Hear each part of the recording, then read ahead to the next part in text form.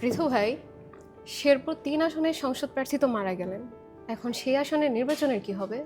কি হবে সেটা তো খুব স্পষ্টভাবে বলা আছে গণপ্রতিনিধিত্ব আদেশ বা আরপিওতে। কি আছে আরপিওতে?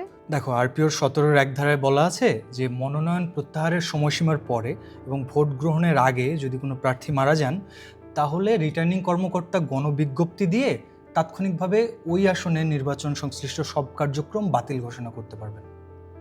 তাহলে ওই আসনের নির্বাচনের কি হবে? সেটা বলা আছে ১৭-এর ২ ধারায়, যেখানে বলা আছে যে সেই আসনে নতুন নির্বাচনের মতো নতুন করে কার্যক্রম শুরু করতে হবে এবং নতুন করে তফসিল ঘোষণা করা হবে। তার মানে অন্যান্য প্রার্থীদের আবার মনোনয়নপত্র দাখিল করতে হবে, জামানত জমা দিতে হবে, তাই তো? না না, অন্যান্য বৈধ প্রার্থী যারা আছেন তাদেরকে এসব করতে হবে না। মানে শেরপুর ৩ আসনে নতুন করে নির্বাচন হবে? হ্যাঁ, তা তো হবেই।